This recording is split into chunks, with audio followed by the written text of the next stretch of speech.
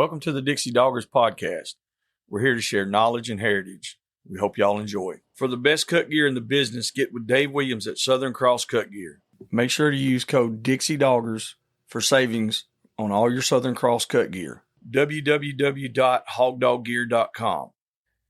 777 Kennels, Advanced K9 Nutrition. Vertex K9 Essentials, Advanced K9 Nutrition, beneficial to all breeds.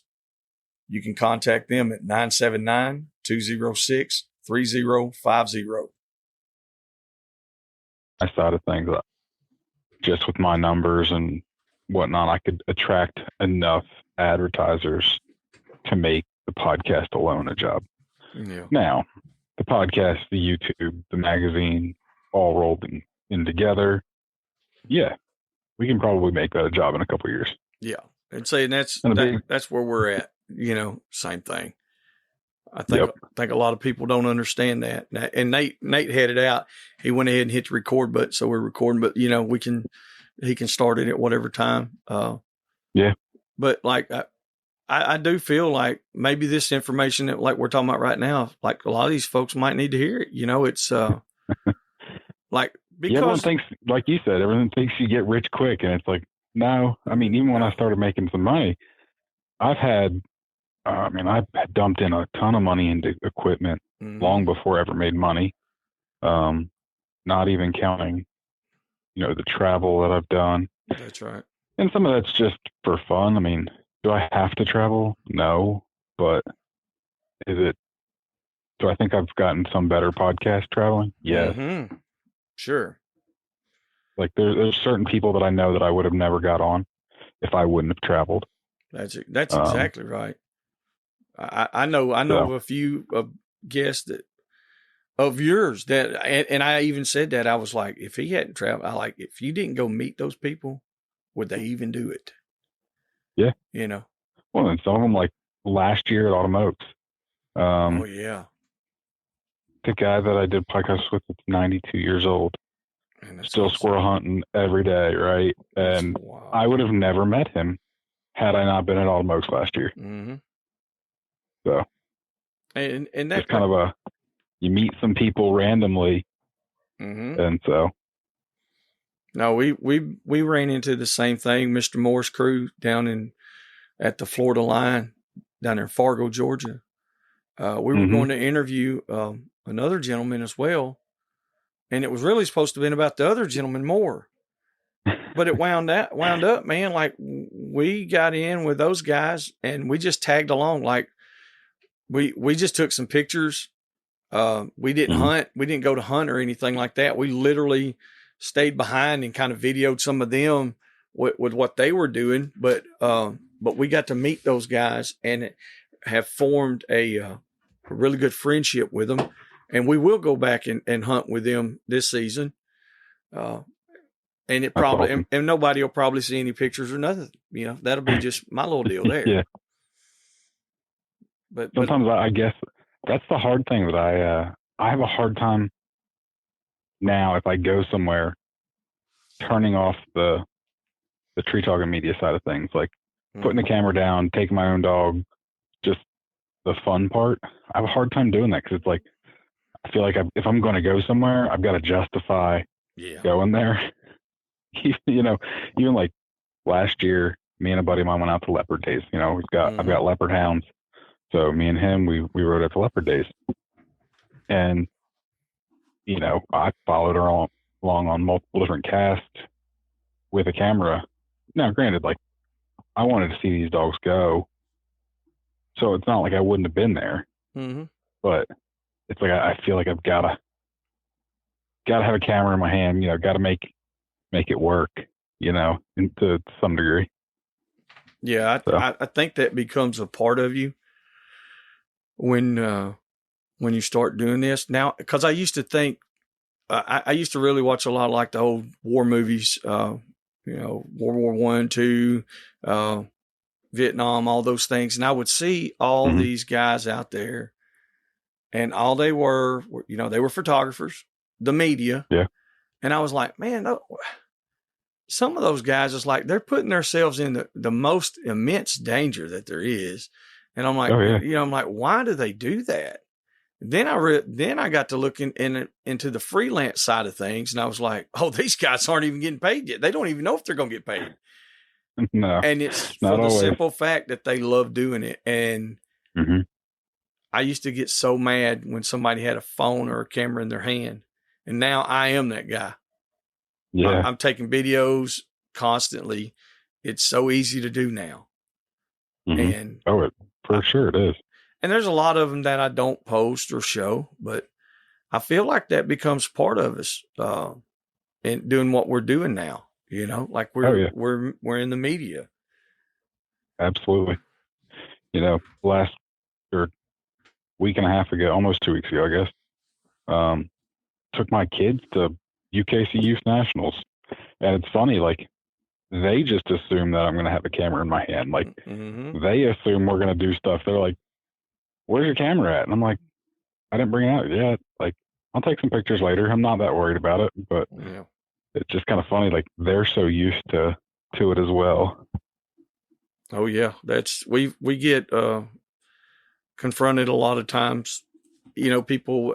You know, when I first started, I would do the beer time episodes. You know, where me and the guys, you know, we'd have a adult beverage and we just shoot the breeze and all that stuff. And then that kind of became a part of it. And it was like, we'll do this, this, and this. And then when you get there and they're like, y'all didn't bring your stuff. And like, well, when we were doing it and we tried to be serious about it and set it up, it was hard to get anybody to do it. And now, like you said, but it's also because we were new at it. Now they expect it. And, and you know, fair enough. It's because that's what we do a lot of times now, you know, but like you said, it's hard to travel and not get a little bit of footage or content of some kind. So, that's kind of been my MO for the last couple of years. And, you know, even I was telling a buddy of mine, he's like, man, I'd be taking my dogs. I'm like, if I take my dogs, I can't focus on, you know, capturing it. Like, if once my own dog is on the ground, and I mean, it's different if I'm at home hunting. Like, I can kind of do both at home. But like, if I'm traveling somewhere, I drop my own dog, I'm not paying attention to a camera. I'm paying attention to what my dog's doing. I'm gonna have a Garmin in my hand, not a camera. So I'm like, if I'm gonna go somewhere, just leave my dogs at home and go focus on what other people are doing. You know, the people I'm visiting and hunting with, and you know. That's right. No, I fully get it. Like I said, we went down there and visited Mr. Morris and him, and we didn't take dogs. We didn't take anything. And it's one of the few times, because I'm usually, if we travel to go visit someone, it's usually because we're going to go hunt. Yeah. And Nate used to do all the video and get all the footage. He still does. But there's also times where it's like, I feel like it takes away from the enjoyment of it, because, you know, we're running around with a camera and a lot of times it can get in the way, or you're worried about ruining a $10,000 camera and lenses. And like, I don't know, good old boys like us, usually we just, hey, if it's in a bad jam with a mean boar hog, we just throw it to the side and we just do what we got to do. But at the same time, I feel like it does take away a little bit. So going without the dog and taking the camera seems like it does better that way, or leaving the camera and taking the dog. Yep. 100%. So it's catch-22. And I think that's the big thing. Like you said, people don't realize. They just think that you're like, I don't know, that it's easy and that you get to go all over and hunt all over. And I'm like, I've hunted a lot of places. I've hunted with a lot of cool people. I've hunted with a lot of cool dogs, different game species. But it's like, at the same point, it comes at the sacrifice of my own dogs and my own hunting. Without a doubt. Not just that. I mean, especially when we first started doing this stuff, just like you, it comes at the sacrifice of your time and your money. Because when the first few years, I mean, if you're lucky enough to get you a couple of sponsors that can at least help you pay for your fees and all that stuff just to have the podcast, you know, you're doing all right. And if much less, you know, getting to where you have some money, And I don't mean like $100,000. I mean like $100. You know, it's like, wow, that's a whole tank of gas, bro. We're doing good.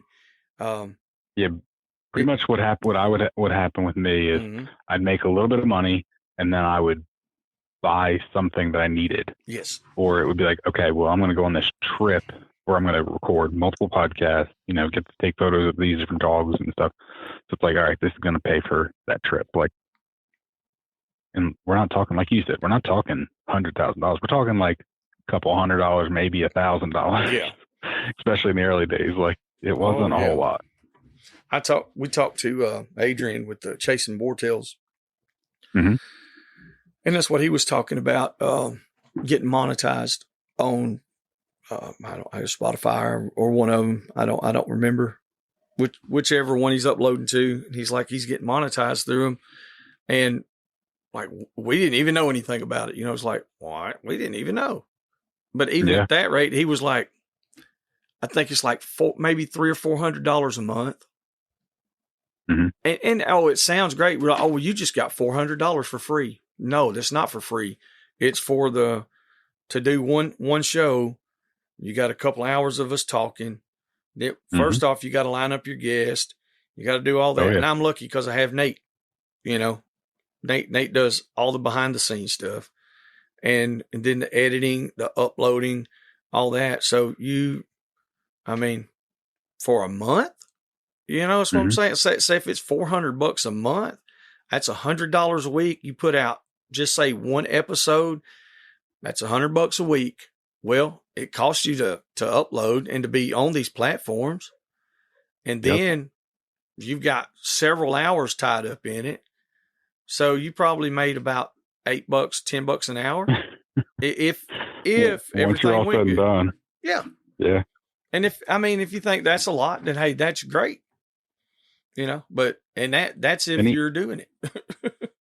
Even on the high end, like you said, like even if you're doing a pretty good job and say it's $20 an hour, you know, which isn't bad money. No. But this is not the full-time job. No. So that's on top of going to work. That's on top of, you know, you're doing this at night and weekends when you have time. So I'm not saying it's always necessarily like a loss, but you're taken away from doing something else. Well, what if like last night we had one lined up and about an hour before go time, hey man, I'm not going to be able to do it. Hey, not a big deal. Not a big deal. Yeah. You know, it's not the end of the world, but I just told these guys that called, they're like, man, we got a good spot to go. There's a big boar hog on camera, blah, blah, blah. Man, I can't go. I got to record. Yep. You know what I'm saying? So I missed that one last night. So my dogs got neglected.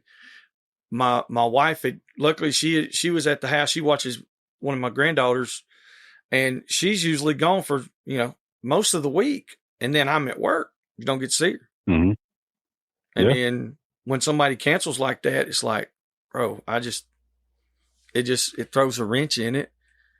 And then when we're doing this after we've worked all day, you've got, you know, usually around 3 hours of this stuff tied up and just doing it, sitting down and having a conversation, at least. And you have a lot of episodes that are 2-3 hours long. Yes. So not to mention the 20 minutes that you talk beforehand, usually talk for a few minutes afterwards.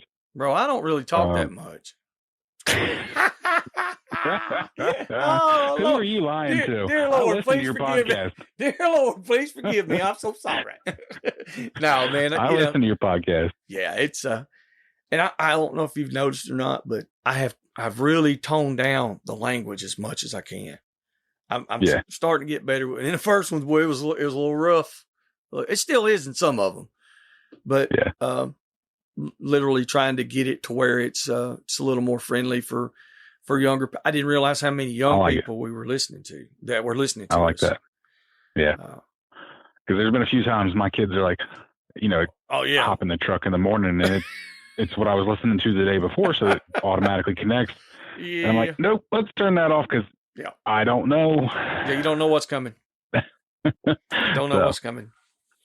And I think I might need to start doing like a disclaimer, like, on some of them. And Mm-hmm. look, I'm not going to ask I'm going to ask a grown man to be like, hey, don't say any bad words, he knows what he needs to say. He's a grown up. But there's certain people that we interview, just like you do, what you can say, and you kind of feel you kind of feel what you can say and not. And so if there's somebody who's not, if they don't get real loud and vulgar, honestly, that's what it is. You just being an old rough and tough guy, just running your lips. I'm thinking about doing like, there's like something I can like put instead of viewer discretion, it'd be like, this is PG-13 or whatever, Yeah. this is not rate them in the beginning. Yeah. So, you're talking about the leopard hounds, or going to the leopard days and stuff. Those leopard hounds have always intrigued me. There's a guy named Zane Burton. He's got a nice little leopard dog, and he brought him here, and that son of a gun hunts. I mean, hunts. I don't know him.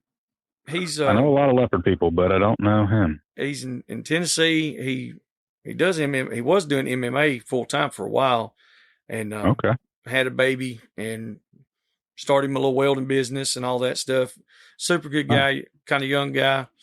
I talk to him all the time, man. He's a good dude. Like I said, he's got a really good dog, and I told him about you, and because he loves the dog, Yeah. But I just feel like it's one of those breeds of dogs it's a little more common than what a lot of people would think, but it's still not that common.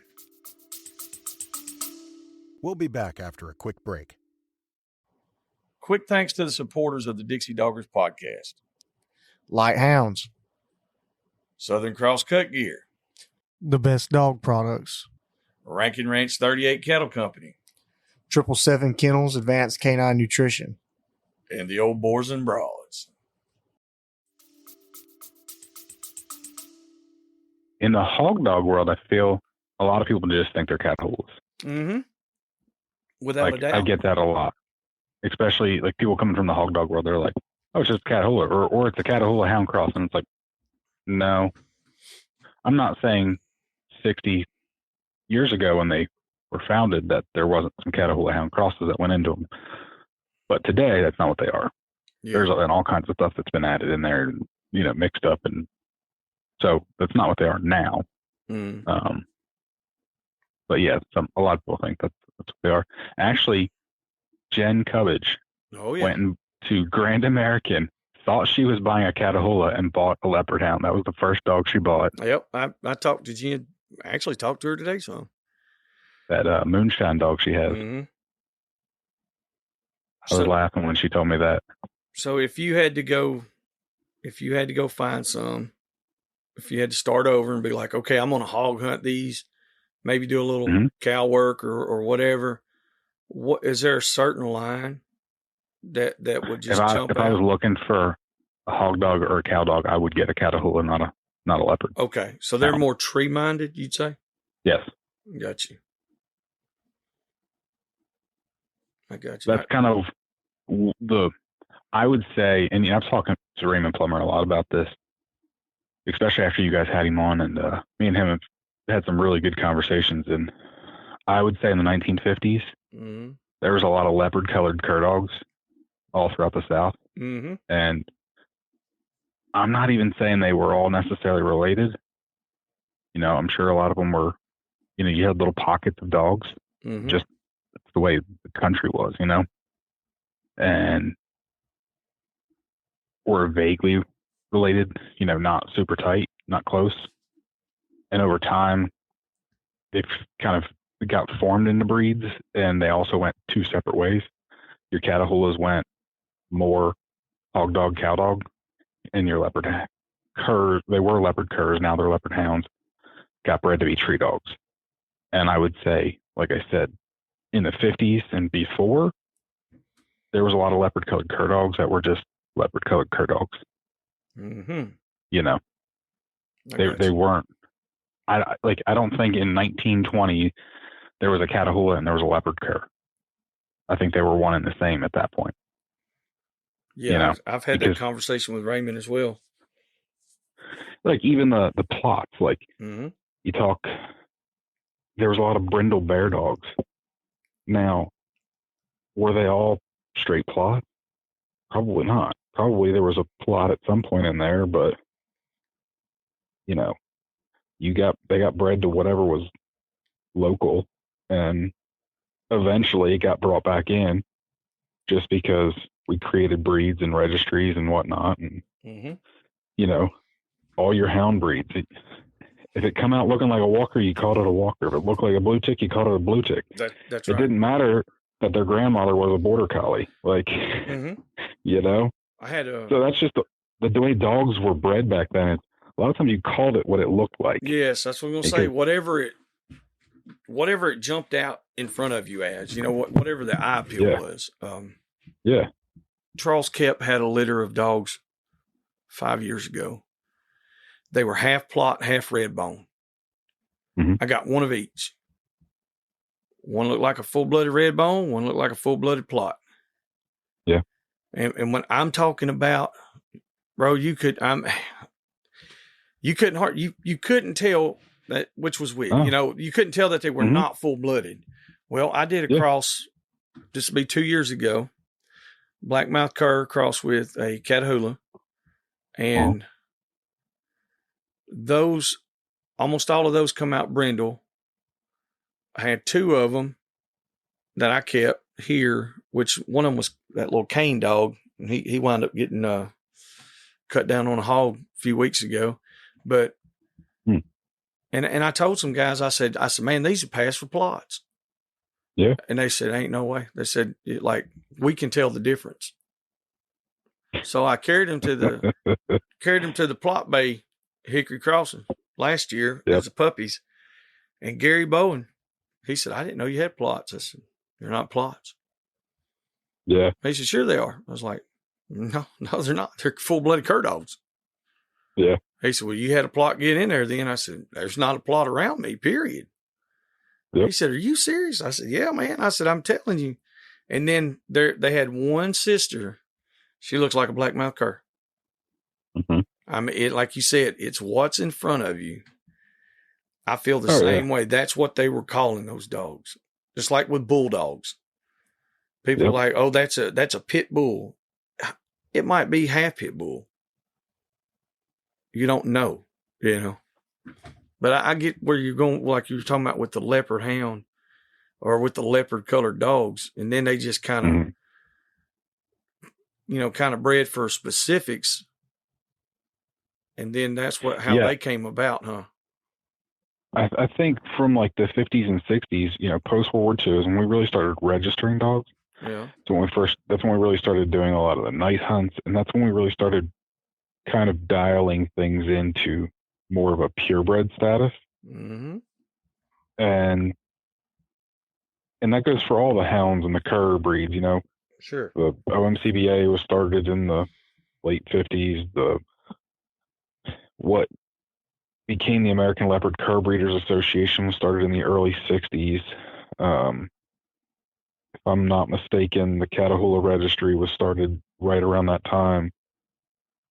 So it's like that time frame is when a lot of these breed registries or breed clubs or associations kind of got started. It's when like UKC kind of started holding night hunt, ACHA at first, and then UKC, and all these associations and registries all kind of popped up, and that's when we started breeding dogs the way more like we are today, as far as the purebred dog side of things. And I think that's where we breed started splitting and becoming more refined. And heck, like I said, you used to be able to blue ticks, English, and walkers were all one breed for a really long time. So. Yeah, without a doubt, they and there's still some that I've seen, especially on the the English side of things. Oh yeah. We had an English dog here. Everybody's like, "That's a nice looking walker." I'm like, "Well, he's close enough." I've seen English that looks like walkers. I've seen English look like blue ticks. I've seen English look like Dalmatians, for crying out loud. I see. Yes, there's one down there where I was talking about going with Mr. Morse crew and them, and I don't remember which one of those guys owned it, but this son of a gun looked almost like a pointer. It had it was a really, really white dog. It had just a little bit of ticking here and there.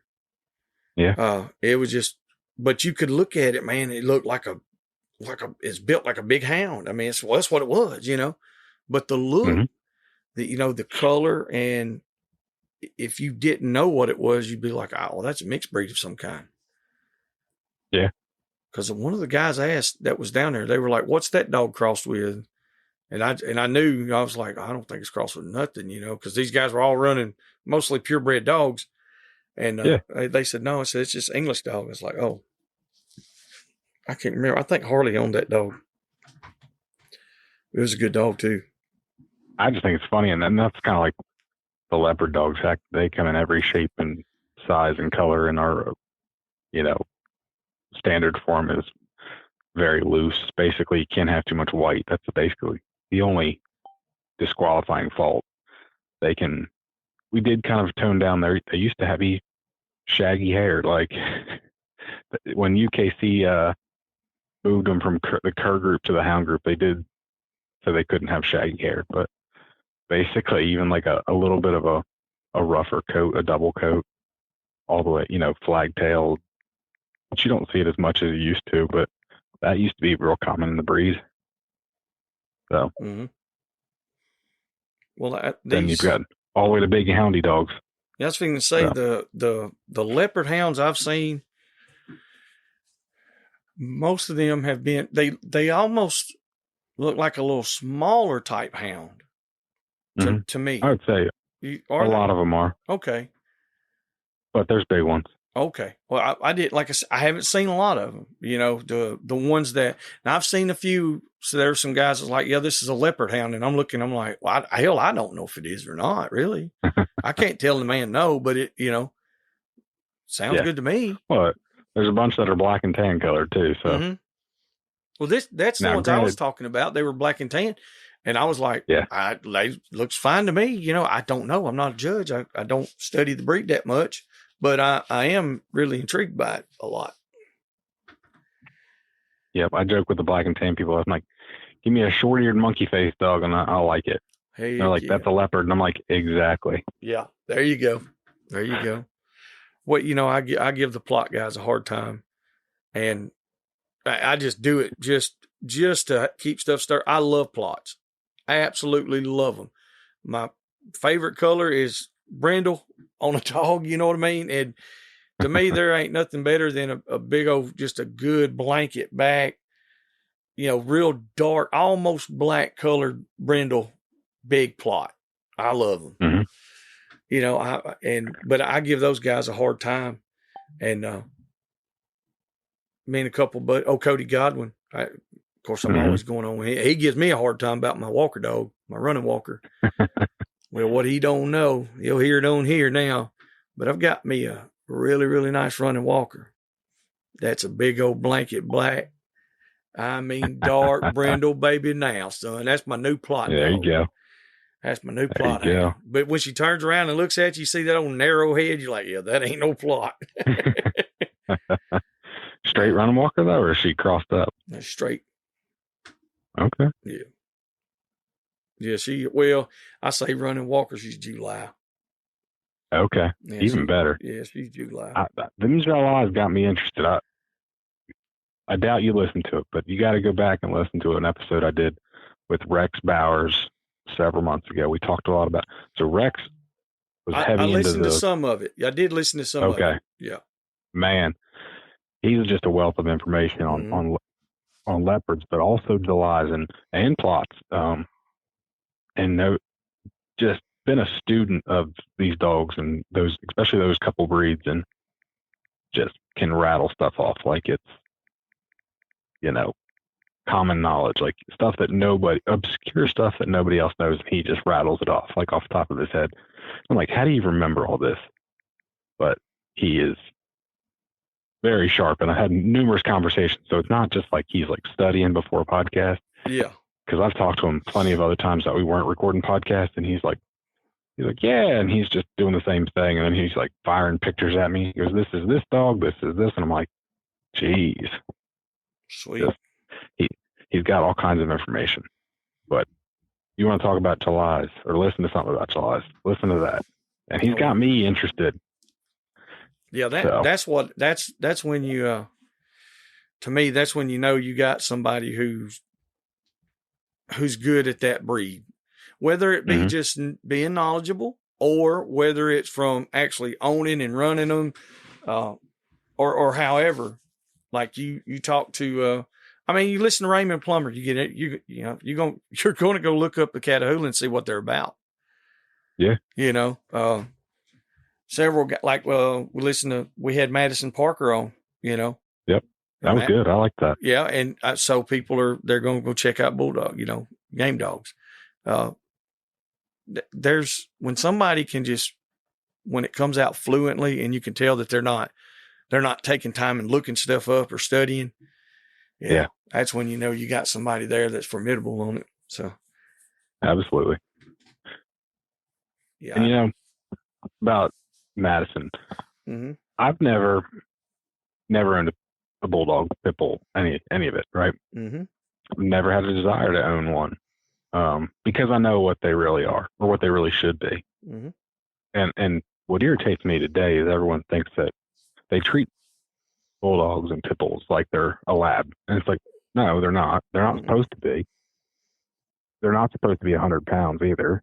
And like, I've always appreciated people that know what they are and respect what they are. Like, they were a fighter. That's what they were. Yes. And you got to know that. You got to treat it like that. Yep. Quit trying to tell me that it was the nanny dog and babysitting. I'm not saying that some of them can't be good with kids. Dude, who's going to leave their kid with any dog? Like, that's just dumb. Yeah, first of all, I've had one of the best ones that I think any man could ever own. And that might sound partial to it, and that's fine. But I'm talking about just overall, and I've been around a lot of dogs. And I've had guys that come over that's been around a lot of dogs, and they tell you the same thing. She was one of those that you're just like, wow. Honestly, I probably could have let her watch my kids and do whatever and just left. But what kind of parent would do that? Yeah. I've got a miniature poodle that has half her teeth falling out of her head, and I'm still not leaving her around. No, not babies. No, not little bitty kids. Now I have seen the American Pit Bull Terrier, not big pet bulls and not crossbreeds or none of that, but actual game dogs that came out of game lines that their grandparents were champion in the box. I've seen those dogs really, really take up with a baby. Say you got a kid that's just starting to get up walking, getting into everything, and you go outside, and that baby, say she's on the porch, and you step down on the steps. I've had 2 or 3 different dogs over my life that would get in between the baby and the steps and wouldn't let her go. Just a natural instinct. You know what I mean? And people are like, oh, that's because they do this. I also have never seen those dogs let their puppies just fall off the porch. Yeah. You know what I mean? Like, it's a maternal instinct most animals are going to have, I feel, of some sort. Now, it might not be that extreme, but I'm still not going to leave my child there with any dog unattended. Sorry. Yeah. Think whatever you want. And I love the breed. I love the American Pit Bull Terrier. Anybody that knows me, they know that. And the biggest, I don't want to say problem, but the reason that they've gotten such a bad rap is once they do, they're not my poodle that's got half her teeth falling out. But she makes a bite and it's kind of like, oh, okay, like, it's not that bad. Once they do, they tend to do a lot of damage. It is. And that's why certain breeds have become notorious, is because breeds that do a lot of damage. So, but that's why you just got to know what you have and treat it with respect. We can, and boy, I know we're going to catch something for this, right? What I'm fixing to say here, but I don't really care. You have the opposition, let's say, they demonize these dogs. Mm-hmm. Now, I don't feel like that's the only problem that we have, or why they're pulled to the front line and flagged. You also have the pet owners who humanize these dogs. Yeah.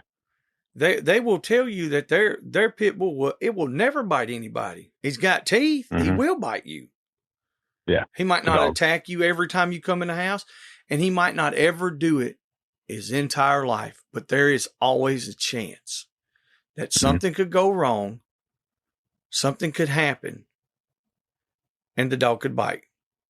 Yeah. So don't say that they won't bite. So I feel like some of these owners that are putting these dogs up on a pedestal to make them sound so good. And true enough, most of them are really that good. They're great.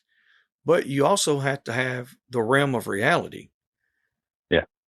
True life, What about, that's like guys who own lions and tigers. They go in there with them, but are they going to let their neighbor just walk in the pen? No. I mean, if they do, everybody's crazy anyway. So, but no, it's, I thought that was a pretty good one with Madison. We've got a lot of good feedback on that. Yeah. A lot of feedback. Like I said, I've never really delved into that world, and I just found it very informative, very something I didn't really know much about. So we're going to do another one. He and I have talked quite a bit. I say quite a bit. We've talked a few more times, but we're going to do another. We're going to give it a little while, and I think we're going to. What I really want to try to pull out is, and we were hesitant on doing any of this because of the history. I get it. Yeah. And I told Nate, I was like, look, people are going to make assumptions. They're going to think whatever they want to think. This is history, and this is what happened. It's no different than, like we were talking about with the leopard hounds and stuff. It's no different than them being bred and used for a certain thing than what the pit bull was bred and used for a certain thing, because back then it was all legal, but it's history. And so it is very intriguing to some people. But at the same time, like you said, with this breed still alive and flourishing today, I feel like it needs to be out there that, these dogs are, they're not just big cream puffs, they're not, Yep. I don't know. No, and I also used to follow Madison's survival school. Yeah. And I've actually messaged him and asked him about, because I've watched videos of him shooting squirrels and all kinds of other animals with slingshots out of trees, which I thought was awesome. And he always had them pit bulls running around. So I was like, especially when I started getting into cur dogs, I'm like, do they tree? Like, what are these pit bulls doing? Like, why do you have them? And he goes, oh, they just hunt everything, catch everything. He goes, for small game hunting, like for a survival standpoint, he goes, I think they're just amazing. And I didn't realize his whole history with the breed by any means, especially back then when he was in that survival school. He wasn't really advertising that, especially from that outlet of it. He's advertising the survival school, the, traditional bow making and, fire starting with, all kinds of natural methods and whatever. Oh yeah. He's sharp now. He is. And I always thought it was super interesting. And so, because I was on a forum that he was on years ago, back when I was in my teens, and this probably would have been like in the heyday of his school. So I was always really interested in what he had going on down there. I thought it was pretty cool. Yeah, I'm gonna take a little trip and ride down there and check out some pups. Nice. That the conversation that we had when I was talking about going and getting a dog bred over at going with my uncle to Kimsey Woods' place to get a dog bred that was out of the snooty dog.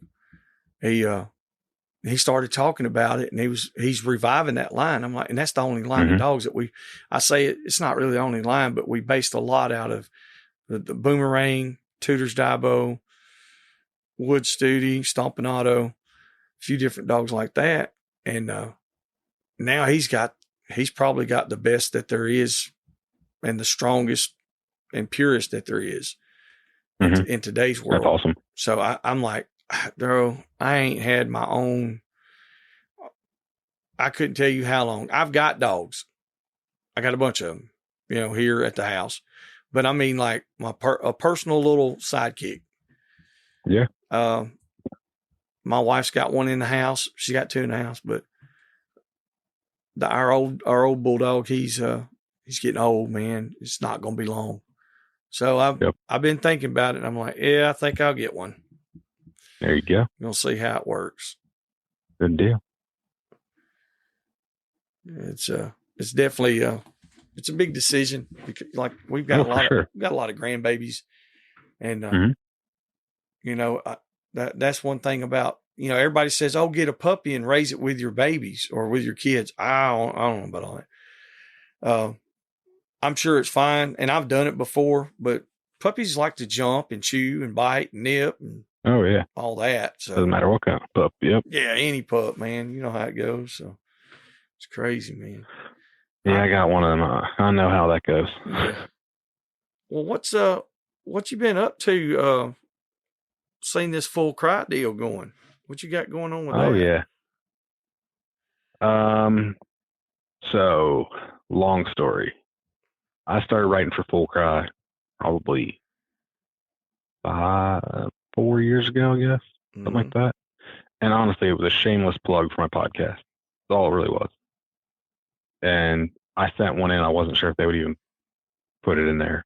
They did. Heck, I had a couple photos on the cover of the magazine just because, I sent them pretty decent, high quality photos in. So they used a couple of them on the cover, which just tickled me, that's for sure, because I wasn't really intending for that. I just, like I said, was shamelessly advertising my podcast.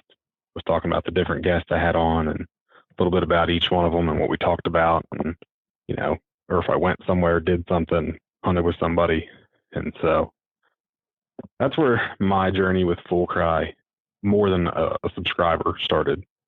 And then, so I'd wrote for them for, I don't know, maybe a year, maybe two. And one of the other writers called me up one day and was like, did you see that Full Cry is going out of business? I said, nope.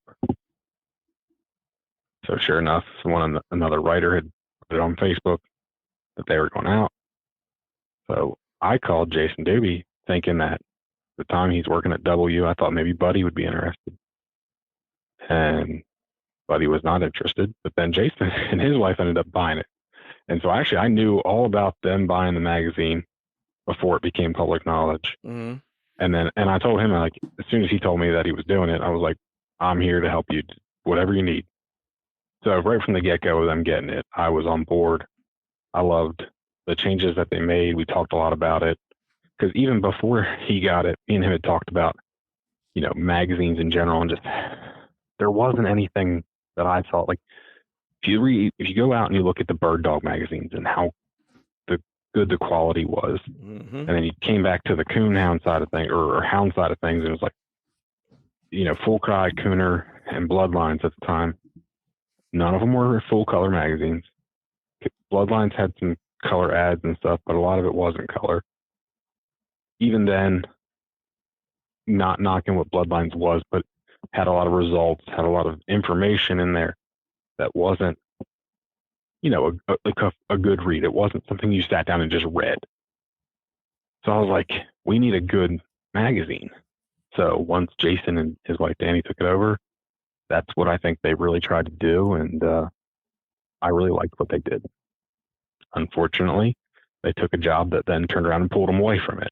And things kind of got left in limbo, and luckily, because I would, had been right there and helping throughout all of it, I'm like, as soon as they took a job off grid, and that's what pulled them away, and as soon as it's running a river lodge, so once their season was over and they came home, I'm like, all right, so how do we make sure that doesn't happen next year? How can I help?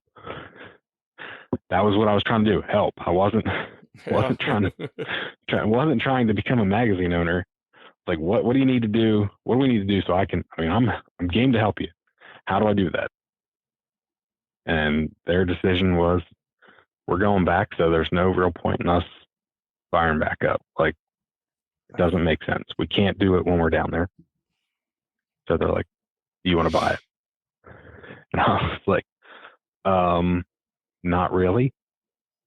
Like, so we talked, oh Lordy, for about a month. Them and, I talked to them multiple times. Me and my wife talked about it a lot. And honestly, the biggest hesitance that me and my wife had is my wife was pregnant at the time. And we're about to have a baby. Like, this is not great timing to take on a business endeavor that's going to pull me away. And so it took a lot of time for us to think about it and discuss it and pray about it. But eventually we talked about it, and, I told her, I'm like, I will make sure this does not come before our family. I don't care as much as I want this magazine to survive, it's not worth my family. I will sell it before I put it before my family. So that was what we discussed. And I'm like, that's, I'll if it means I got to cancel the podcast, we'll let the podcast go. We'll figure it out. This will not come before the family. Like, obviously there's times where I'm working on stuff and I'm not spending time with family, but as far as pulling me away. So that was the big hesitance, but we worked it out. And so made the decision to buy a magazine. And that was right before Christmas. Mm-hmm. So that transition was hard. Basically, other than saying, oh yeah, we made an announcement right before Christmas. And then it was more or less after the first of the year that we really started moving stuff over. Just, they have young kids, we have young kids, hectic time of year for everyone. So after the first of the year, we really started pushing and moving things over. I had absolutely a ton of things to learn. And so by April, we had an issue out. So now as the owner, my fourth issue will be out next month. I'm putting it together now. So that's so cool, dude. I've got it's a long story, but no, that's what we want to know. That's what we want to know, man. We want to know these things. I've got to subscribe. I'm not even subscribed. Come on. Dude, I've got to. Like, and I was a subscriber to Tuskers, and Ed had let it go. Yep. Just so much stuff going on, and it's.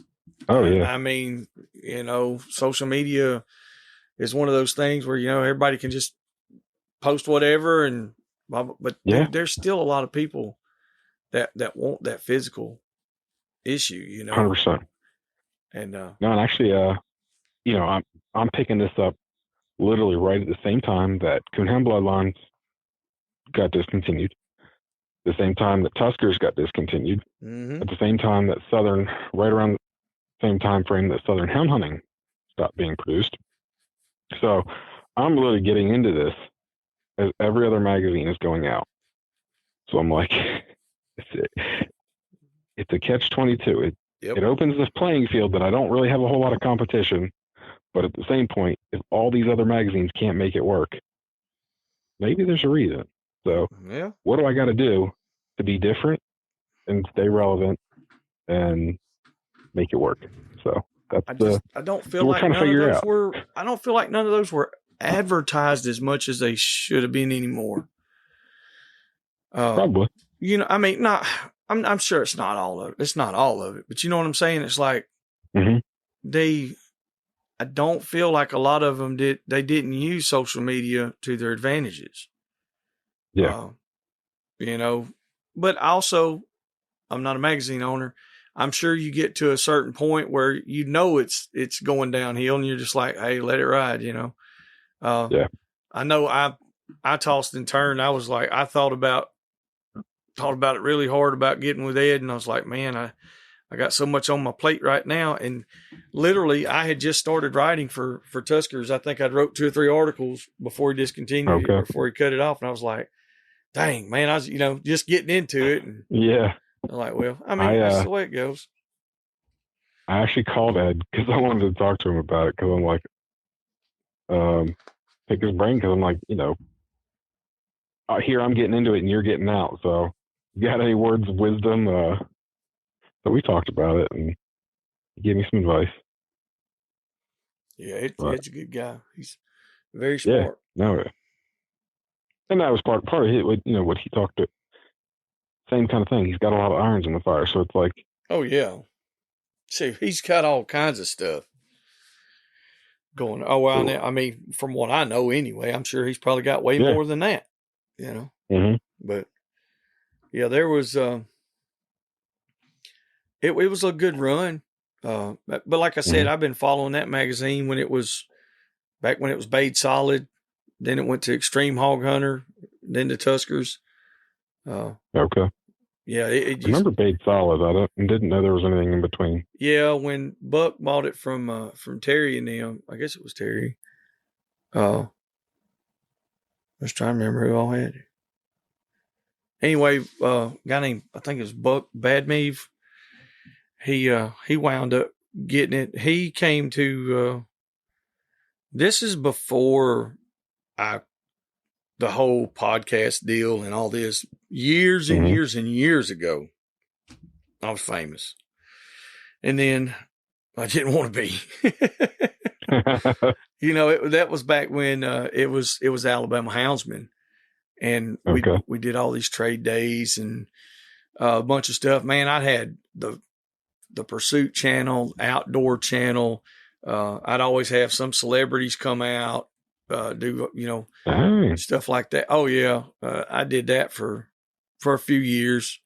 That was in like probably, I say a few years. It's quite a few years, from like 2000, around 08 to 2010 or 12, somewhere in there. But that's how I knew those guys. And then Randy and Brian and them, they hog hunted down there at Enon Plantation, and they always caught big hogs and had some really good dogs. And like I said, I just kind of followed it through there. And so when Ed, like I said, he's going to have to shut it down, man, I was just like, dang. So, man, I've been in that magazine quite a few times, and just, been subscribed to it for, I don't know how many years, 20. Yeah. I've got old copies I'm talking about. It's funny because some of the guys that are like in the Bay Pens and you read about now, I think there was one picture in there, Garrett Piku, when he was like 8 years old. I bet he don't even know it.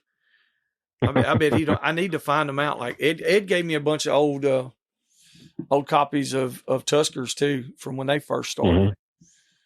But awesome. Yeah, I thought about it, man. I was like, I don't know. I just got so much going on, but I did enjoy the sending in and writing an article. Yeah. That's how I got started. Yeah. Wouldn't have guessed I would have been here. What's funny is, if you would have told me in high school my life would look like it does right now, as far as my job, yeah, and also just some of this other and all this stuff I picked up, the dogs wouldn't surprise me, Other than that, everything else I do, I've been like, are you dumb? Like, I'm not doing any of those things. You're gonna own a magazine. You're gonna be like, have a YouTube channel and be on YouTube. I'm like, what are you talking about? Yeah. It's just funny the way life it is takes you. Well, I don't know. Like I said, it's one of those things where you don't really know where you're going to go. You just go. Nope. And, you just make the best out of everything that you can. But I also, it's one of those, the world has changed so much for guys, my age, especially and older. it's hard for a lot of them to adjust to it. And so they're just grumpy and grouchy all the time, which I am most of the time anyway. But and like Ed always made the comments about the being on social media and the celebrity hog hunters and all this stuff. And I told him that one day. I was like, well, Ed, I think you're the original. He's like, what? Yeah. I was like, really? You had the first podcast about the hog dogs. And I said, then I said, you're an author. You got a magazine, a brand. I said, like, you're the original, man. He was like, dang. He was like, I don't know about all that. Exactly. Yeah. I thought it was pretty funny. I mean, I'm right there. Like, I didn't set out to be somebody in this by any means. Like, I got into it because I liked hearing good stories and hearing from people. And, there were some people that I knew. There was a few people that I really wanted to hear podcasts with that I knew would never get on a podcast. Mm-hmm. If it was it's just, you would have never known about them, right? Mm-hmm. Or somebody else wouldn't have. And I'm like, that's how it kind of started. And it wasn't like I was like, oh yeah, I'm going to go out there and be some big podcaster. No, it's like, I really want to hear this guy and this guy and this guy's stories, like, recorded, and so I can listen to it. So I guess I went and just did it, and it's snowballed. Yes. And it's the same, kind of the same deal. It wasn't a plan. No. It just kind of happened, and we just stuck with it. Yeah. And I feel like that's one reason, like, your podcast and our podcast is kind of lasted this long and been steady. Well, actually, they're growing. They're constantly growing. We've seen quite a few pop up and flame out, but I think those are the ones that say, hey, I'm going to go have a big podcast. Yeah. They don't, I mean, it's a labor of love in a way. Well, it is not in a way. It is. It's a labor of love. There's been a lot of nights that I'm like, I really don't want to go record this podcast. I would much rather get into bed, or I'd much rather go turn my dogs loose. Yep. But here I am sitting recording a podcast. And so there's been a lot of nights like that. Oh yeah. It's easy during the summertime. Like right now, for me, it's easy to say, oh yeah, I'll sit here in the AC and I'll record a podcast. But November comes around and it's 45 degrees, beautiful, crisp night. I'm like, man, it'd be nice to be out in the woods right now. Mm-hmm. Oh, and that's, I mean, like, I know, well, in the hog hunting world, there's a lot of ego, which there's egos in all of it. But there's been for so long, like, I never had anybody, I didn't have any haters really, that I knew of. And then, then they started coming. And then I realized I was like, oh, okay. And dude, it's like, they pick you apart for nothing. And they're like, yeah, we don't have time to sit and talk about this, this, and this, and this. And here's what happens. They recite your whole podcast. You got time to listen, though. We're too busy running dogs. I'm like, well, it takes you the same amount of time to listen as it did for me to talk about it. Actually, it takes me longer.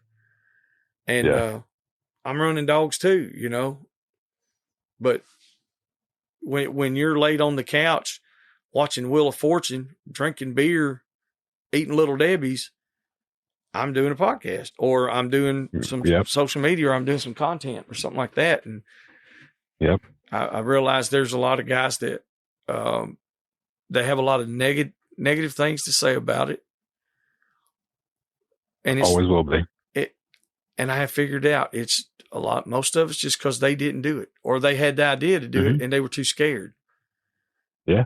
If you want to do it, man, just do something. Like when Alan Adams, he started his up, man, we tried to support him. It's like, hey, I'm here with you, buddy. Let's knock it out. We'll help any way we can. Just like you did with us. You supported us from the jump, Absolutely. And I feel like that's what's missing in a lot of it. It's preached about, but it's not acted upon. Mm-hmm. No, and you just said people are scared to do this. I started listening to podcasts before there was any hound cur podcast out there. Yeah. And basically I was finding, these other hunting podcasts that would occasionally have like a houndsman on them. Whether they were a bird dog one or just like a big game one, and they just had some big game hunter or something. And so I would listen to those ones, but trying to find them was a pain in the butt. And I was like, man, I wish there was somebody out there that would do this and just talk to houndsmen and tree dog guys or of anything. And when Houndsman XP came on the board, I was super thankful. I listened to every one of Chris and Steve's in the beginning. And I've thoroughly enjoyed their podcast for years. In Steve's different podcast and Houndsman XP.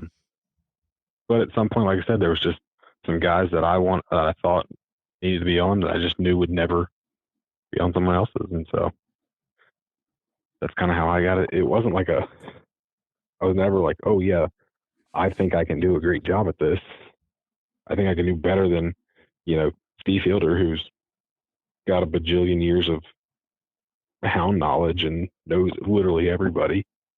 No, that's not what I thought at all. There was just a handful of guys that I wanted to hear from. Yeah, most of them were cur dog guys, and that was the big thing with Houndsman XP and then Nightlife Nation and all those. They were focusing on hounds, which is fine. But I was just like, I want to hear from some cur dog guys. So that's where I kind of got my start with the podcast thing, and just like you said, snowballed. And now I've talked to big game hunters, coon hunters, squirrel hunters, hog hunters, a little bit of everybody. Yeah. I think that's one thing. Like when we first started, we wanted to be informational. Yeah. That was the whole point.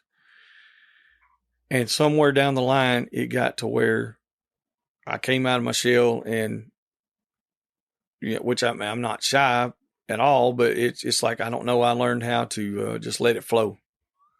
Mm-hmm. And I became very good at just having a conversation. Yeah.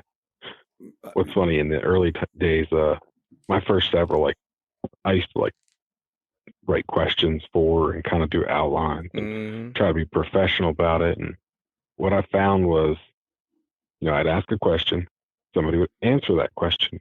Yep. And then I would turn around and ask the next question. Mm-hmm. So I'd have 20 questions listed on the page, and in 20 minutes, we'd be done. Yep. And so luckily there was a couple guys that I just knew, and so we just recorded and just sat there and talked, because I didn't need a list of questions because I knew them. Mm-hmm. And I kind of basically had to learn how to just wing it, because if I sit here with a list of questions, it's going to be garbage. So we just have a conversation about dogs. That's all it is. So I tell everyone. Yep. Because I've had a lot of people be like, oh, I can't do that. It's public speaking. I'm like, no, it's not. It's me and you on the phone. Mm-hmm. There's nobody else listening. There's nobody else commenting. That's right. It's just me and you. Yeah, they're going to listen to what we said after the fact. Exactly. And I mean, that's like, and if you tonight, slip up and you say something that you don't want on air, just let me know and I'll cut it out. That's right. I've had plenty of time people they slip up and they might mention somebody that they didn't really mean to, or, say something. They're like, I don't really want that taken out of context. Can you just flip that? Not a problem. I'm not here to make anybody look bad. I'm not trying to, we're not doing a hot mic gotcha moment. Not my goal. Sometimes it happens. Yeah, on ours it happens a lot. It's like, bro, but they, most ours don't care. That's we're more of the shock factor deal. Yeah, and I've told a lot of people, if I'm asking you to come on my show, that means I want the guy I think highly enough about you that I want you on the show. I'm not over here trying to get because I've had some people not go on the show because they're afraid I'm trying to get them, and I'm like, no, I'm not trying to trap you. I'm not this is not CNN versus Fox and I'm gonna get you on here and grill you, or no, it's not my goal. Goal is to sit here and have a conversation about your dogs, your life, and the stories that, encompass that. Mm-hmm. So that's kind of where it's all gone. And I think that kind of just carries over into the magazine. Like the last issue, it had 2 articles by me, I think. And ultimately, my goal is not to be a big writer for the magazine. I mean, I'll write when I need to, or if I have something, a person or a dog or something that I want to write about specifically. But ultimately, I have enough on my plate editing it and putting it together that Mm-hmm. I don't need to be a writer for it if I don't have to be. So, How many pages are you trying to do? You don't know, or what's your goals to try to maintain? So right now, with covers, it's 80. So from cover to cover, it's 84 pages. Oh, okay. So that means 82 inside pages. There's a handful of ads in there. There's like a little, like basically classified section in the back / small business ads. Mm-hmm. But otherwise, majority of it is some sort of articles. So.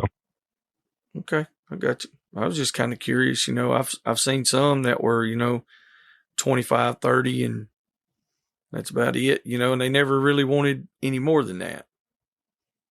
No, I mean, in a perfect world, I would love to see a 100-page magazine every issue, which will bi-monthly, so it's every other month.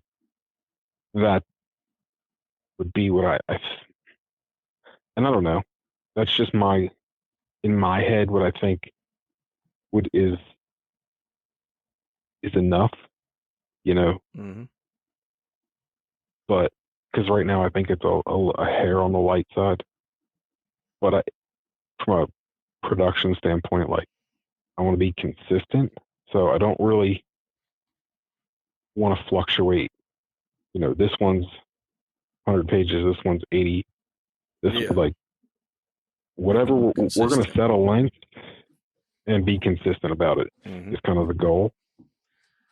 So right now, as we're building back, we've had a few months, like I said, that were a little harder to fill that 84 pages. Now, like as I'm moving into this one that I'm working on, I don't think I'm going to have a hard time, and I actually have several stories that are probably going to get pushed to the next issue, just because we're not going to have space. Got you. So, but at the same point, I know from talking to the newbies before that it kind of ebbs and flows, and that's not always a consistent thing, like getting stories. So, Mm-hmm. I'm happy to have stuff that I can push off for another day or for another issue, but I don't think that's always going to be the case. So I understand. So what all are you concentrating on? Like, what's your biggest thing in the magazine? Like, coon hounds, bears. What's the biggest right now? What you got? So the magazine is a tree dog magazine. It says on the cover, published bi-monthly for the coon hound and tree dog enthusiast. Gotcha. So we cover everything that you can tree. So Sweet. Whether that's squirrels, whether that's coon, bobcat, lions, bears, even had some gray fox stuff. I'm not necessarily opposed to every once in a while having something that's not a tree game, but at the end of the day, that is the focus of the magazine. Yeah, that's the gist of it. That's that'd be like Tuskers having a bunch of coonhounds in it. It'd be and I'm not saying that nobody would enjoy it, but the reason they get the magazine is because they were hog dog hunters. Exactly. That's why they get it. Just like with Full Christ, because they're supporting the hound world. In some form or fashion, the tree dogs, which it can be curs, it ain't got to be just hounds. It could be anything really. we've got curs, we got feist. There's certain issues that just get weighted heavier one way or the other, but a lot of that's submission based. Yeah. I try to make sure I have a little bit of everything, a little bit of, but like I said, just by the way it works, just because of submissions, sometimes they end up one way or the other. So a little heavier. Sweet. And as I move into where we're planning things a little bit more, and it's not just, and I'm curating more content, like I'm starting to like talk to meet writers and have people that are like, oh yeah, if you need something written, let me know. And so I'm starting to get some of that, and some guys that are willing to do that. And so I'm like, okay, well, this is what I want for, I'm thinking an issue or two down the line, and I'm like, so we're starting to be able to plan things a little bit more versus just be at the mercy of 100%, just whatever I get. Yeah. Oh yeah, ain't no doubt. I'm glad it's going good, man. Like the issue that's going to come out in September, the cover story, I specifically asked somebody to write. So I was like, I already know what the photo that I want on the cover. I said, no, this is what I want I said, I want a story about it. So I went and specifically found somebody to write that. So sweet. What's the price on the subscription? It's $36 for a year. All right, $36. So write my notes down. $6 an issue, shipped to your door. Sweet. Yeah, that's not bad at all. No, full color, which is the Doobies changed that. Mm-hmm. So, there's a lot of people that wish the magazine was still monthly. In some ways I do too. As a reader, subscriber, sure, I wish it was monthly. Mm-hmm. As the now owner editor, until it's a full-time job, I don't have time to do that. And at the same point, the quality of the magazine got better by going full color, upgraded some papers and stuff. And I think, I don't think anybody would, and the Doobies kept the price the same. So they upgraded things in the magazine. And at the same point, the reason the magazine went out of business was because at $36 for 12 issues wasn't enough money for CNH Publishing to make money. That's why they went out. Mm-hmm. So, but the Doobies kept it the same price point, increased quality, and just cut that, the number of issues in half. And I think it worked. And I've had some people like, hey, are you going to go back to monthly? And I'm like, I potentially, maybe someday, but at the same point, who's buying, a subscription for $70 some, $72? Yeah. No, like I just feel it's a harder sell. Yeah. So I think I don't know. I'm not saying it wouldn't ever happen. Yeah. Especially to, like you said, your the improvement, like you said, the full color, and you got plenty of content. Like you said, you had 80 something pages. You want to get around the 100-page mark until it's really, really pulling in, like you said, till you got stuff that's backlogged for a few months. Yeah. Content, to put out. Like you could also run short, and like you said, you want to stay consistent. Because you don't want to have a magazine come out, and you got 2 months that are, or do it right after the hunting season's over. It's 120 pages, and then the rest of the year it's 40 pages. Yeah, exactly. And at the same point, you got to factor in a lot of these writers. Well, majority, like almost everyone that writes for the magazine, is doing it because they enjoy it. They're not getting paid. Especially all these breed associations and clubs and stuff. Like, so doing 12, it's a lot of work. Yeah, it is. Especially for somebody that's, a lot of these people aren't writers in general. And, I had a conversation today with a guy and he's like, yeah, I'm not a writer. He goes, it's not that I wouldn't want to give you, or, to do something like that. But he's like, English was my worst subject. And he's like, I'm just not a good writer. He goes, that's my problem.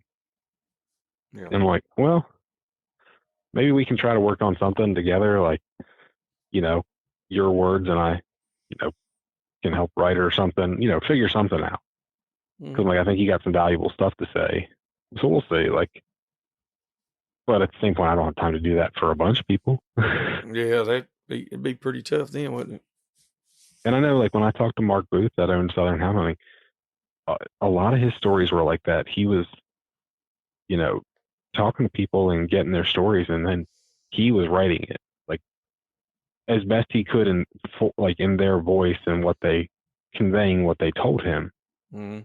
But they didn't feel comfortable actually writing it, so he's having to actually write the story. But and that's just a whole extra layer of work. Yeah, so. It's a lot of work. Especially when it's especially when it's just a hobby. Yep. That's what I said. I think there's, and I'm sure that the majority of people know that for guys like me and you, on ours, it's something that we do just because we enjoy doing it. We're not getting paid by big corporations and have all these huge sponsors. We've had a couple of sponsors.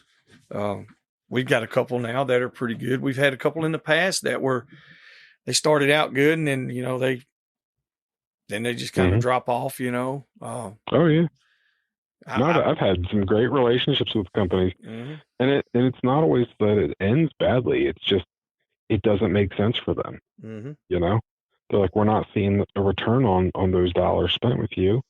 Nothing against you, nothing, but it just doesn't make sense. I've had plenty of people. I've had several companies come on and support the podcast for a little while, and they're just like, we didn't see it move the needle for us. Okay, no harm, no foul. You tried. I appreciate it. I ran your ads. It wasn't nobody. I don't want to say anybody's at fault. It just didn't work. It's business. I mean, yeah. And there's we have we're listened to in a lot of countries and all over now. But does that mean that just because Mama's Kitchen's Diners over here has the best biscuits in Jasper, does that mean me saying that is going to help her business? Not necessarily. Not at all. Not necessarily. No, and especially like that, a local business, that's very hard because you're not if you were a local podcast and all you talked about was Jasper stuff, sure, that would make sense. But that's not what you do.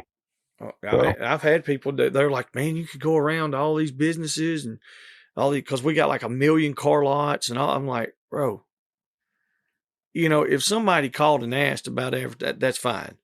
I said, but if it's local to where you're at, chances are they probably not even listening. Yeah. I said, and that's not, I don't mean it in a bad way, but you know yourself. I mean, how many times have you been around somebody and they didn't even know you did a podcast? People that that live right there, No, I can literally count on 2 hands the people that are within a half hour, 40 minutes of me that know I have a podcast and have listened to one. That's right. It's it's same thing. It's all the coon hunters at my local coon hunters club. That's about it. My niece started dating this guy from Louisiana, and he had some pups, and he was wanting to mess with them. I told her, I said, yeah, y'all can come over. And she had told him, she said, my uncle and them, they're real big into hog hunting and all this stuff. And so we're out there and we're talking, messing with dogs and all that stuff. And he said, man, you seem like you know a lot about it. I was like, I've been doing it a little while. And so the more we talked, I was like, I mean, he was all pumped. Like he knew everybody on social media. Mm-hmm. And then he was like, he said, you ever heard of the Boars N Broads guys? I said, oh yeah. I said, I know Carter Ryan pretty good. I said, Carter actually come over here and officiated Nate's wedding and, was talking. He looked, he was like, what? I was like, yeah. He was like, that's crazy. He said, well, I listened to him on a podcast quite a bit. I said, really? Which one's that? He said, Dixie Doggers. I was like, oh, yeah. And I'm sitting there thinking, like, this is a joke, right? And so we keep talking. We come in here, we're in the studio, and he was like, what is all that? I said, that's Dixie Doggers podcast. And he's like, yeah, right. And I'm like, huh. No, that's what it is. It's outside my yard in my shed. We got a studio built in it. And he was like, oh my God. And he stopped. He's like, oh, you're Joey. I'm like, well, yeah. I was like, this is the craziest thing ever. And my niece, she's like, oh, I didn't know. She said, I didn't even know that was y'all. I was like, are you serious? I'm like, what is happening right now? Yeah. I just thought it was funny. I was like, wow. But I mean, at least they listened. And I'm sitting there thinking, I'm like, how could you not know? It's just hilarious. Yeah. Like, how did he not recognize your voice? I know. That's what I'm saying. But also he's a little special to me. I give him a hard time. He was wanting to go tonight. And, I told him, I said, man, I got to record tonight. He's like, dang, that's all you do, ain't it? I'm like, well, I got off work. Had to come do this. I don't get to go run my dogs every time because I'm, doing this stuff here. I said, but tomorrow when I get off work, I'm going to leave. I'm probably going to drive to another state somewhere, and I'm going to go run dogs all night long and probably all day long. I'm going to sleep in the truck about 4 hours. I'm going to drive back home. There you go. That's what I'm going to do. You telling that story about him coming into the house and not knowing, not quite the same, but what's funny is me and my wife, we've been going to this same church my wife's been going there since she was like 4 or 5 years old. I started going there when I was 16. And there was this lady that the head of the children's choir as my wife was growing up, and my wife's known her basically her whole life, and she even calls her Aunt Ellen, growing up. And all of a sudden, and she's got 2 kids. They're a little bit older than me and my wife, and her son, he moved away right after high school and was a hunting guide out west. And one day, this woman, her husband, was out there riding around in the truck with her son out hunting. And like I said, he lives out in the western states, and he lives in South Dakota. And his name's Cody, and he's listened to this podcast. His dad goes, "Yeah, that's Ben from church." Like, guy that I go to church with is in South Dakota with his son hunting, riding around in the truck. Hears me on a podcast. Wow. And me and his son have become real good friends. And what's funny is up until a year ago, we met for the first time. And like I said, I've known his parents for almost 20 years. That's cool. Just because he moved out of here right after high school, and he come back a little bit, but when he did, we didn't cross paths, and so it's just kind of funny. Yeah, it is. It's where do you think what's the wildest story, I guess you'd say, of somebody in that same scenario there, of somebody saying, hey, we heard your podcast and we were such and such place, or so-and-so said they heard your podcast, and or something like that. What's the weirdest or wildest story on that? I would say that's probably it's pretty wild. It's the one cool. that connects, multiple dots. Like I said, but there's been plenty of people that, I've kind of met, and it turns out I know, somehow they know people that I know in real life, outside of this, that kind of stuff. And, Lord, that's how it was with me and Raymond Plummer. I was like, I got to quit talking. Me and Raymond going to be kinfolks.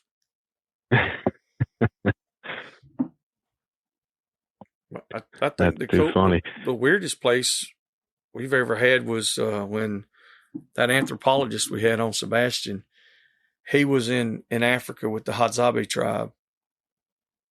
And he sent me a video of him, all of them sitting there listening to Raymond Plummer in Africa. That's funny. And they didn't even know what, they had a translator and stuff. They're telling them. Those guys thought it was the craziest thing ever, but their dogs Oh my Lord, dude. Those dogs, like, they don't have sport mix or value pack or joy or none of that. Yeah. Those dogs, they better be meat dogs, is all I can tell you. Oh yeah, they're feeding themselves. Yes, and dude, them some guns hunt. I got some really good, which we, because of how the whole thing is, it was I'm trying to think how to even say it. It was a funded trip for them to study. So I mean, the videos that they sent, I can't put them out. I can't show anybody. But I just thought it was cool. He brought us back a few little odd and ends from them. He brought me back some of those some of their spearheads. Now those are cool. Oh, I'm sure. I was like, man, I said, we got it made. Dude, we are so spoiled here. Absolutely. And we don't even have a clue. Mm-hmm. You see some of these other places and the way they have to hunt. It's and all the rules and regulations and the laws. Oh man. Oh yeah. It's crazy. So I met a guy from Sweden through, it was a hunting app that existed a while back called Go Wild. And so we kind of connected through that and became friends. And then he came over here to hunt with some other guys that he kind of got connected with because of my podcast. And so when he came over, he's like, hey, I'm coming over. And so I went down and hunted with him and these other guys. And it was just funny. Like, we rode down, I don't know, like 2 hours together from where we stayed the night and where we were hunting that day. And me and him were just kind of going through like laws and the differences of hunting there versus here. And I've heard it on podcasts, but it's just to actually have a conversation, like go back and forth and just kind of hear about it. I was like, I don't know if I'd go through all of what you guys do to hunt. Like from a standpoint of, I got into this as a young adult. I don't know if I would have done all that, like to get into it. Like, too much trouble. There's a lot of hurdles. Yeah. Like, it's one thing if you're raised in it and it's just like what you know, but as I got into this as a young adult, I don't know if I would have went through all the hurdles that you have to go through. So, I mean, I don't know how strict it is where he's at. I've talked to a couple of guys from Sweden, and they've told me a little bit of stuff, but it's like you said, it's ridiculous. I've talked to quite a few from Australia, and from Great Britain, places like that, and it's ridiculous. I mean, and then when they, and I've had the pleasure of meeting quite a few of them, and there's several of them that I know that have actually moved here, and first thing they do, they go buy a bunch of guns. every one of them, they go buy a bunch of guns. They're like, dude, you can just walk in the store and buy them. I'm like, yeah. They're like, we can't do that. I'm like, wow. It's pretty crazy how everything is just so different. But we all have one thing in common. All of us hunt some form or fashion. Absolutely. So therefore, these podcasts, they, there's a lot of good in it. Not just being these super celebrities like we are, with all this money running out of our ears. Every now and then, you get to, all the people that I've met have been good people. Yeah. I've had a blast doing this. I have too, man. It's been awesome. That's for sure. Let's see what we look like. It's just crazy. I've gotten to travel around, like I said, and hunt with some different people that I've had on the podcast. And, people that we're talking live 15, 16 hours away from me. Yeah. That I've never met a day in their life. But we become good friends over a stupid podcast. It's humbling. And now, they're like family. Yes. There's people that I could call up and say, hey, I really need your help with anything. And if they could help me, they're going to. Without a doubt. I've got quite a few like that now. It amazes me. Yeah. Like I said, it's just, I guess it's, like, cause I'm the same way. Once we're friends, we're friends. If you need me, I would say, hey, give me a call, but look, text me and let me know you need me. Then because I probably ain't going to answer the phone. I know. But you know what I'm saying? It's one of those deals where I don't know, man. I just been blessed, and I don't know how to even express my gratitude on these things, and like is even towards you, as much as you helped in the early parts of it, and you've supported us from the get go. It's very appreciated, man. I'm telling you. Yeah. No, likewise. Like, I appreciate you guys having me on. I mean, I appreciate not only this is the second time you guys have had me on, so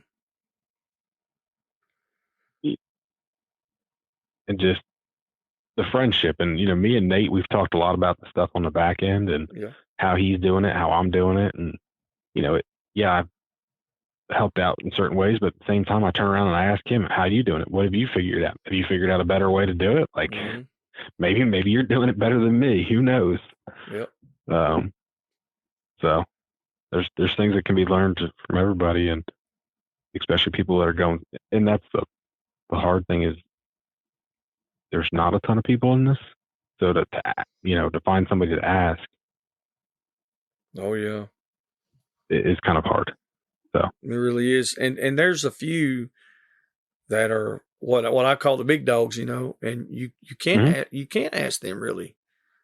No. They're not like us. If somebody messages me or calls me, I might not answer you right then, and it might not be that day, it might not be that week, but the first chance that I actually get where I can sit down and text you back or call you back, that's what I do. Yeah. And I've had people, they're like, man, I tried to call you. I'm like, well, did you ever text me or try to call back? And they're like, no. I was like, well, I was probably at work if it's during the middle of the day and, I didn't get it. But I've set out, man, I've been on the phone at 3:00 in the morning I talked to one kid right on his graduation night. He sent me an invitation to come to his graduation. And man, I sat up most of the night, talked to him. He didn't want to go party or none of that stuff. And he was like, man, just kind of alone and all that. Man, we sit and talk dogs all night long. That's awesome. And so, when you have the bigger, like we can't call Joe Rogan and talk to him, I can call Ben, or you can call me or Nate and we can interact. And I think that's why I'm been so adamant on staying and doing this stuff. Yeah. No, like that. It's funny. This has opened up so many different friendships. Like there's so many people that I've become friends with through this that I would have never known. And it's funny, the people that I talk to on a regular basis don't live anywhere near me. Yep. They're states away. That's right. Yep. I talked to 2 guys today. Both of them are good friends of mine. The closest one lives 8 hours from me. Mm-hmm. The other one lives, I don't know, halfway across. He lives on the other, halfway across the country from me. So I got one. I usually talk to 3, about the same 3 guys at least 5 days a week. And well, there's probably 4. But anyway, so I got one that's 13 hours, one that's 16 hours, and then there's one almost in between them 2. And I talk to them probably more than I do anybody. Yeah. I mean, every day. Yep. Every day. Or try to every day, But now they have lives too, and they work. And I got another good friend that I made on doing this, Tom Cochran. He's up in Tennessee, and just one of the most genuine, wholesome people you'll ever be around. Just old hillbilly, pick a guitar, and let me tell you something. When that man sings, it blew my mind. I was like, what? It was just, oh man, it's so good. And he brought his son down. They're about the same age as my son, and just hang out. And I couldn't tell you how many other people that have come and done that. A bunch of young guys, they come and hunt with us all the time. I mean, it's all the time. except for the ones that have the best dogs in the world that tell you how to everything that you're doing wrong. I can't even pay them to come up here, and I've tried. Yeah. So, and you never will. No, never will, brother. Well, you got anything else exciting you want to throw out there, Ben? We got about an hour and a half on here. Something like that, yeah. Something like that. Well, we can talk on that long. I don't care. Now, like I said, the magazine is a big thing. The best way to subscribe is fullcrymag.com. And you better go subscribe. I'm not playing. If y'all listeners out there, if y'all don't go subscribe to this magazine, listen, we're going to start sending pictures of all these poor little hungry puppies we got. Y'all better go subscribe. We got to keep these things alive. I got a little baby. Yeah. And some other little kids. They got to buy groceries. That's right. Got to get some bologna. Something. So. Bologna. I don't know where come with that bologna. But no, I don't think none of my kids have ever eaten bologna. So. Listen, when they were young, I don't know that none of mine ever did, but as they got older, I think all my boys, that's about what they eat, as far as a sandwich. Because I never did eat a whole lot. When I was a kid, that's all we ate. So I was like, when I got older, I was like, it's amazing. They make other stuff. Yeah. No, that's cool, man. We're going to try to get that. We're going to try to promote this Full Cry all we can to support you. I appreciate it. Anybody that, I know your audience is mostly hog hunters, but anybody in the coonhound world, if you're going to Autumn Oaks, I'll be there. So stop by and see me. When is that? When is Autumn Oaks? Autumn Oaks is 2 weeks. Let's see, September 3rd, 4th, and 5th. Okay. Yeah.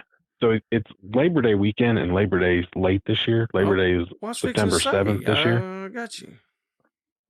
Usually it's like the end of August. Yeah, that's what I was thinking.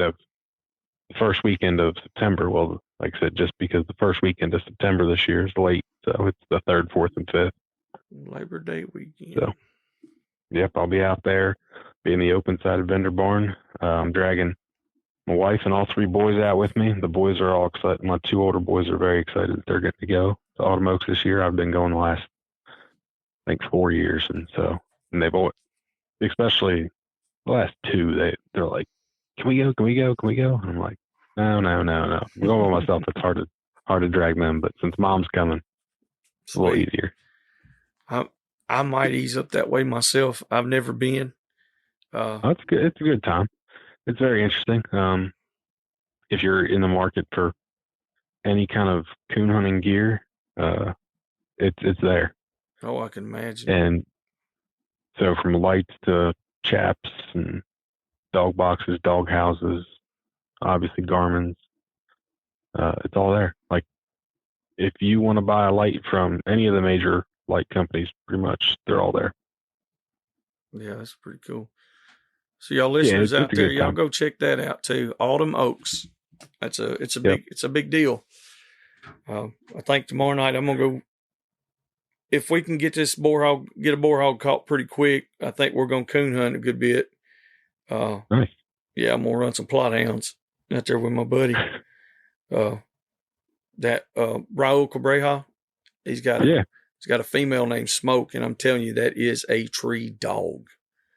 Nice. I've seen some of his dogs on Facebook, and I'm gonna tell you, he's got a good looking pack of dogs. I'm telling you, that old girl right there is a machine on tree and coons. Like that ain't no joke. We talked about. Go ahead. Oh, sorry. Go ahead.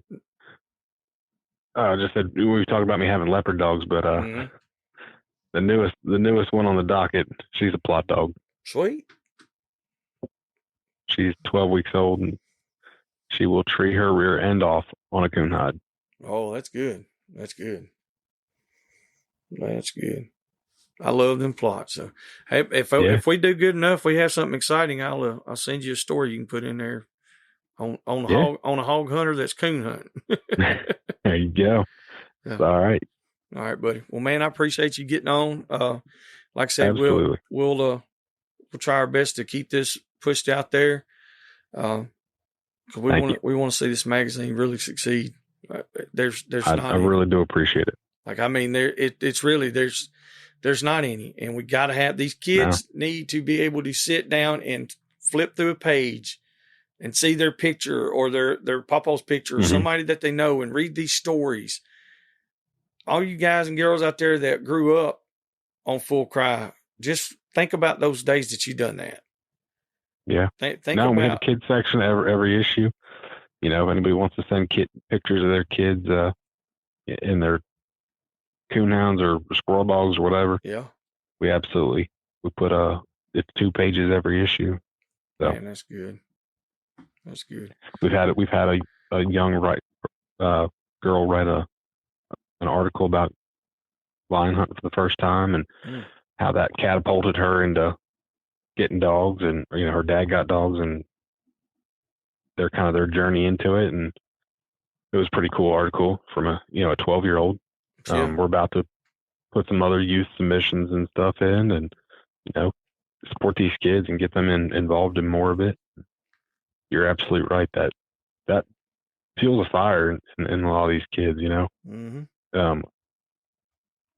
I know somebody that had their daughters were in the youth section, and they just thought they were famous because they got to be in magazines. That's right.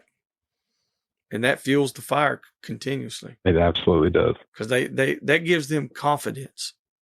Mm-hmm. I mean, and I was talking with a customer today about setting your children up for that.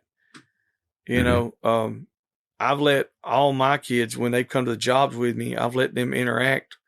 Once they became teenagers, I've let them interact with customers and homeowners and do business. So that way they know how to talk to people. They know, and I let them talk to landowners. That way they don't just stand there with their, like a stick in the mud, they know how to interact. And confidence is that's what it takes. It really does. To do that. So, all right, buddy. Well, that'll work, man. We appreciate you. And we'll look forward to reading some good stories. Thank you. All right, buddy. Well, I'll see you. See you. All right. Hope you enjoyed that episode. If there's anything or anyone you'd like to hear on the podcast, or if you'd like to come hunt with us, don't hesitate to contact us at dixiedoggers01@gmail.com.